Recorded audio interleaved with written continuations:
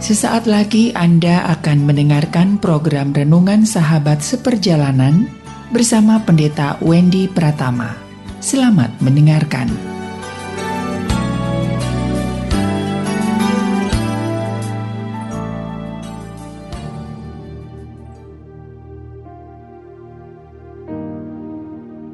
Selamat berjumpa kembali di dalam layanan audio Sahabat Perjalanan. Hari ini adalah hari Rabu 31 Agustus 2022. Tema renungan saat teduh kita dengan judul Kedaulatannya atasmu. Kedaulatan Tuhan atas hidupmu. Firman Tuhan terambil dalam Amsal 16 ayat yang ke-33. Undi dibuang di pangkuan, tetapi setiap keputusannya berasal dari Tuhan. Mari kita berdoa.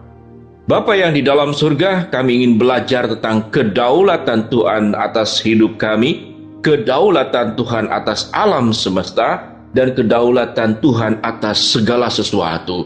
Di dalam nama Tuhan Yesus kami berdoa. Amin. Shalom sahabat perjalanan yang dikasihi Tuhan. Kita mempelajari yang sulit-sulit mudah dan mudah-mudah sulit, yaitu yang bernama sifat Allah, yaitu kedaulatan Tuhan. Sahabat perjalanan yang dikasihi Tuhan, ada pertanyaan, kalau Tuhan berdaulat, mengapa ada iblis? Kalau Tuhan berdaulat bisa menentukan segala sesuatu, mengapa ada neraka? Kalau Tuhan berdaulat, mengapa Tuhan membiarkan manusia jatuh di dalam dosa? Bukankah semuanya itu menunjukkan Tuhan tidak berdaulat? Bagaimana jawabannya sahabat perjalanan? Sahabat perjalanan yang dikasihi Tuhan, ada banyak hal yang dalam pertanyaan-pertanyaan kehidupan kita secara teologis, secara kebenaran firman Allah, yang memang pada akhirnya kita sulit mendapatkan yang sesuai dengan keinginan kita. Tapi yang sesuai dengan firman Tuhan tertera, tercantum, dan terdapat di dalam Alkitab. Tapi kalau yang sesuai dengan keinginan kita, maka jawabannya adalah hanya dirimu sendiri yang bisa menjawab. Sahabat perjalanan yang dikasihi Tuhan, kedaulatan Tuhan atas hidup sahabat perjalanan. Dalam Amsal 16:33 dikatakan, undi dibuang di pangkuan, tetapi setiap keputusannya berasal daripada Tuhan. Kalau ada bagian di mana Tuhan tidak berdaulat, maka dia bukanlah Tuhan. Kalau ada bagian di mana Tuhan tidak tahu, yang lainnya Tuhan tahu, maka itu bukanlah Tuhan. Kalau ada hal yang di luar pengendalian Tuhan, lalu Tuhan kelelahan, Tuhan kecapaian, Tuhan kehabisan energi, lalu tidak bisa melakukan peran dan fungsinya sebagai Tuhan, maka dia bukanlah Tuhan. Kesimpulannya adalah Tuhan berdaulat. Tuhan berdaulat atas segala sesuatu. Di dalam Amsal yang kita baca tadi, Amsal 16:33, undi dibuang di pangkuan, tetapi setiap keputusannya berasal daripada Tuhan.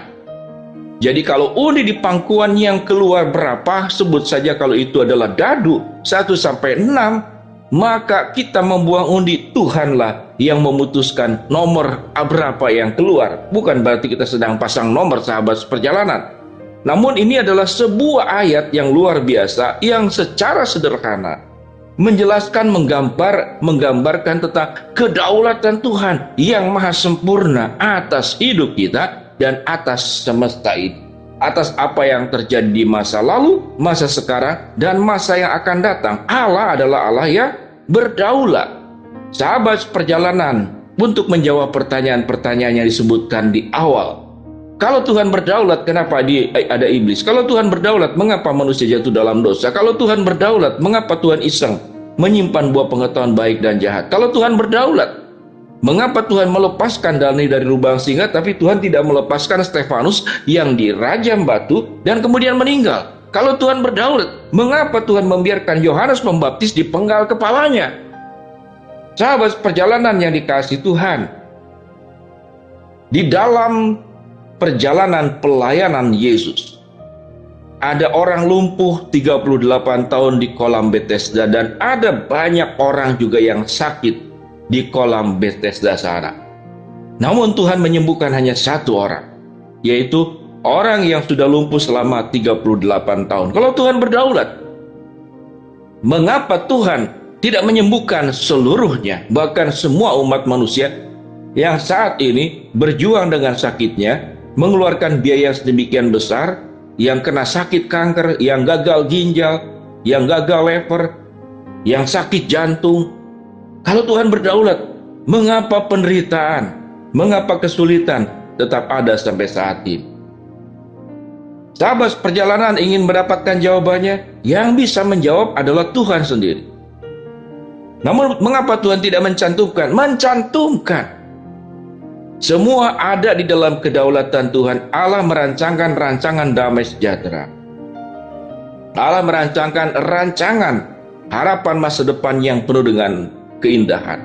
Allah merancangkan setiap kita tidak berkeliling-keliling di padang gurun selama 40 tahun. Allah merancangkan kita masuk ke dalam tanah perjanjian, yaitu tanah Kanaan. Sahabat perjalanan yang dikasihi Tuhan, kita belajar tahap demi tahap. Yang pertama, Allah merancang semua yang baik. Pertanyaannya, siapa yang merusak rancangan Tuhan yang baik? Yaitu adalah manusia. Manusialah yang menyebabkan penderitaan itu ada. Manusia yang menyebabkan sakit penyakit itu timbul. Manusia juga yang menyebabkan bencana. Karena ada pemberontakan dari manusia, ada perlawanan dari manusia, maka ada efek akibat yang Tuhan izinkan terjadi dalam kehidupan kita. Baik dosa yang kita perbuat ataupun dosa yang diperbuat oleh pihak lain, kita pun terkena imbasnya. Dalam kasus bencana alam, tsunami, gempa bumi, banyak anak Tuhan yang baik. Banyak juga orang yang berbuat dosa. Tapi semuanya terkena. Jadi artinya, penderitaan, kesusahan, sakit, penyakit, persoalan, semuanya disebabkan oleh manusia. Baik secara individu maupun secara berkelompok. Jadi, semua penderitaan ini tidak bisa kita katakan itu berasal dari Tuhan. Jawabannya adalah, semua persoalan kita yang ada dalam dunia ini adalah disebabkan oleh manusia sendiri. Tapi kalau Allah berdaulat, kenapa tidak menyingkirkan semuanya itu? Maka jawaban yang berikut adalah, bahwa musibah itu adalah untuk menjadi sebuah cambuk, agar kita kembali ke dalam pangkuannya, kembali ke dalam pengampunannya di dalam pribadi Yesus Kristus, selaku yang memberikan pengampunan dosa. Karena Tuhan memberikan kepada kita kehendak bebas, kemampuan untuk memilih. Namun kemudian manusia memilih yang buruk, maka keburukan yang ditimbulkan sebagai dampaknya, itu adalah pilihan kita dan bukan pilihan Tuhan. Lalu pertanyaannya, kalau Tuhan berdaulat, mengapa Tuhan tidak menyelesaikan semuanya ini? Alkitab sudah dengan jelas mencatat, semua penderitaan ini akan selesai. Kapan selesainya? Bisa saat sekarang dengan Tuhan menolong secara langsung, namun pada saatnya nanti, semua penderitaan sebagaimana dalam kitab Wahyu pasal 21. Maut di sana tidak ada lagi, tidak ada kematian, tidak ada duka cita, tidak ada ratap tangis.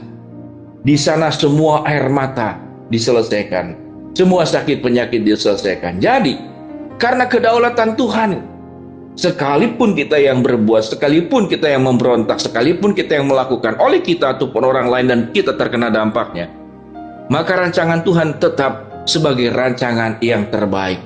Kalau semuanya itu tetap ada di dalam izinnya, firman Tuhan berkata, persoalan yang kamu hadapi tidak akan melebihi kekuatanmu. Pada saat engkau dicobai, Allah akan memberikan kekuatan dan memberikan jalan keluar sehingga kita sanggup menanggungnya. Itulah yang namanya kedaulatan Tuhan. Tetapi mengapa pertanyaannya, kalau Tuhan berdaulat, tidak segera dan serta-merta semuanya itu diubah menjadi baik? Maka itu pun juga adalah kedaulatan Tuhan. Kedaulatan Tuhan kita tidak bisa atur. Kedaulatan Tuhan kita tidak bisa tolak. Kedaulatan Tuhan kita tidak bisa protes. Yang kita harus lakukan adalah setia hidup di dalam jalan Tuhan dan di dalam jalan kebenarannya. Sahabat seperjalanan, semoga penjelasan ini menolong sahabat seperjalanan memahami firman Tuhan dengan lebih baik. Mari kita berdoa. Bapa yang di dalam sorga, biarlah setiap sahabat seperjalanan bisa memahami tentang kedaulatan Tuhan secara benar, dan kami semua belajar hidup di dalam kedaulatan Tuhan, hidup benar di dalam pimpinan dan pertolongan Tuhan. Dalam nama Tuhan Yesus kami berdoa, amin. Shalom sahabat seperjalanan yang dikasihi Tuhan. Tuhan memberkati setiap sahabat seperjalanan, amin.